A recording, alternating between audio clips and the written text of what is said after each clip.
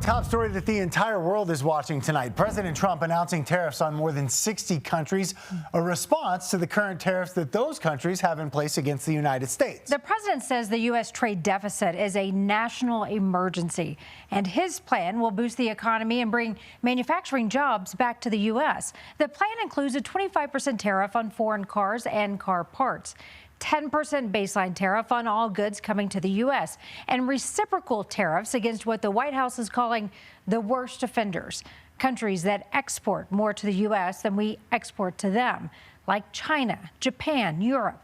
Those will go into effect in 1 week. We will pry open foreign markets and break down foreign trade barriers. And ultimately, more production at home will mean stronger competition and lower prices for consumers.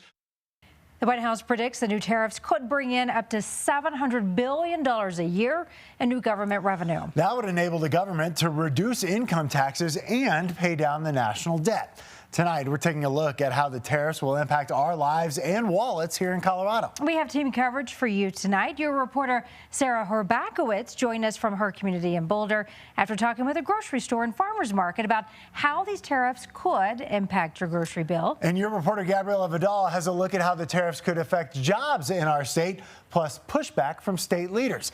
Gabby, Governor Polis didn't waste any time reacting to today's announcement.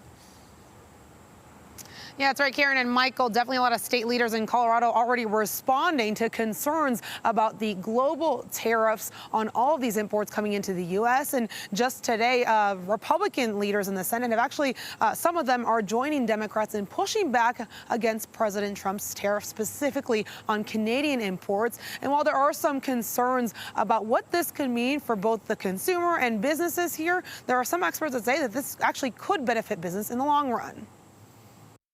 Clearly, this is a very evolving time and a very dynamic time. Economics professor Kishore Kulkarni is watching closely as the Trump administration targets more than 60 countries, with 10% or more in tariffs for imports. One of the good things that we learned is that there is not going to be a 25% tariff like we were thinking about before on all countries. Yet some of what President Trump noted as countries who've had steep existing tariffs on U.S. goods may see higher increases, like 34% tariffs for China and as high as 46% for Vietnam. Maybe the rest of the world will now say this is a good chance to lower the tariff for American goods, because if they do that, then we will do that too. That's a reciprocal tariff. In a statement from Senator John Hickenlooper, he says these tariffs will, quote, cost us jobs and make everyday life more expensive for working families.